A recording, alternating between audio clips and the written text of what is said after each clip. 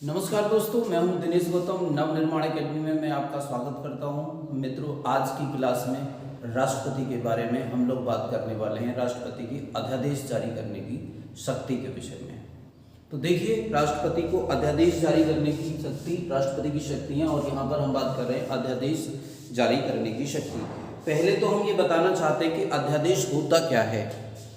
अध्यादेश एक कानून होता है और एक इस प्रकार का कानून होता है जिसको राष्ट्रपति के द्वारा बनाया जाता है।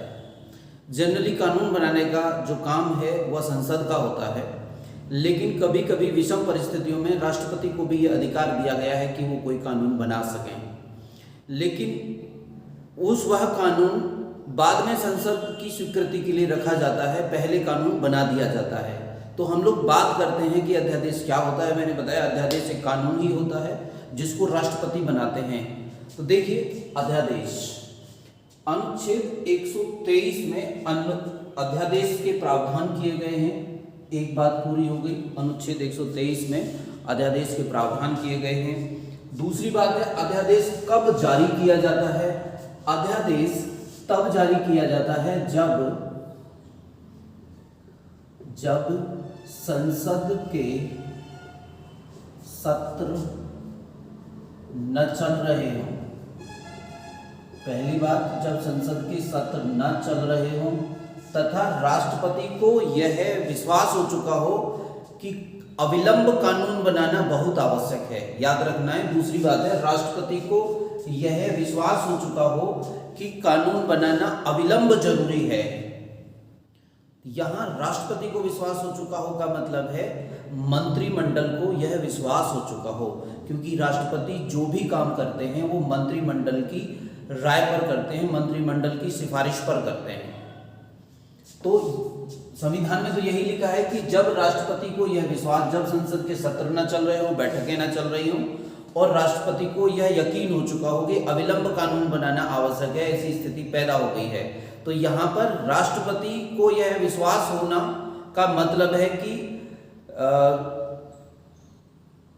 मंत्रिमंडल को यह विश्वास हो चुका हो कि कानून बनाना बहुत आवश्यक है, तब राष्ट्रपति अध्यादेश जारी कर सकते हैं अनुच्छेद 123 के तहत। प्रारंभ में मैंने बताया था कि अध्यादेश क्या होता है। अध्यादेश एक कानून होता है जिसको राष्ट्रपति बनाते हैं, जिसको राष्ट्रपति जारी करते हैं।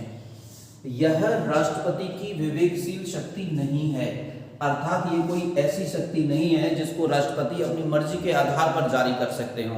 यहीं पर हमने किया था कि राष्ट्रपति को यह विश्वास हो चुका होगा, अर्थ है मंत्रिमंडल को विश्वास हो चुका हो, अर्थात यह शक्ति मंत्रिमंडल की शक्ति होती है। मंत्रिमंडल ही राष्ट्रपति से कहता है कि आप अध्यादेश जारी करिए तुरंत। तो आपको याद रखना है, यह राष्ट्रपति की विवेकशील शक्ति नहीं है। यह तब जारी किया जाता है जब मंत्रिमंडल राष्ट्रपति से कहता है, मंत्रिमंडल की सिफारिश पर जारी किया जाता है। इसका प्रभाव क्या होता है? इसका प्रभाव वही होता है जो एक अधिनियम का प्रभाव होता है। अधिनियम का मतलब कानून का जो प्रभाव होता है, संसद के द्वारा बनाए गए कानून के समान इसका प्रभाव होता है। संसद द्वारा बनाया गया कानून के समान इसका प्रभाव होता है। यह एक कानून ही है, इसका प्रभाव होता है। अगली बात हमने यहाँ पर की थी कि जब संसद समवेत ना हो रही हो, जब संसद की बैठकें ना हो पा रही हो, ऐसी परिस्थितियां हो, तो अब बात है कि संसद अगर समवेत हो जाती है, अध्यादेश जारी होने के बाद यदि संसद समवेत हो जाती है तो क्या परिस्थिति बनेगी, तो क्या करना होगा, ये कितने दिन तक रहेगा, इसे मिटा देते हैं यहां से। तो यह 6 सप्ताह ही रहेगा केवल। संसद की बैठक होने के बाद 6 सप्ताह तक ही ये जिंदा रहता है। 6 सप्ताह के अंदर इसको संसद की अनुमति मिलना आवश्यक है। यदि संसद की अनुमति 6 सप्ताह के अंदर नहीं मिली तो यह अपने आप समाप्त हो जाएगा। तो और यदि संसद के, अब देखिए संसद के अनुमोदन के विषय में क्या बात है, 6 सप्ताह के अंदर अनुमोदन मिलना चाहिए। संसद की सहमति का क्या मतलब है? संसद की सहमति यदि मिल जाती है और राष्ट्रपति के हस्ताक्षर हो जाते हैं तो यह कानून बन जाता है। याद रखना है, इस पे संसद की अनुमति मिल जाए 6 सप्ताह के अंदर। ये बात जरूरी है, बहुत समझना है, कहीं कहीं पर 6 महीना होता है, वहां पर कंफ्यूजन हो सकता है।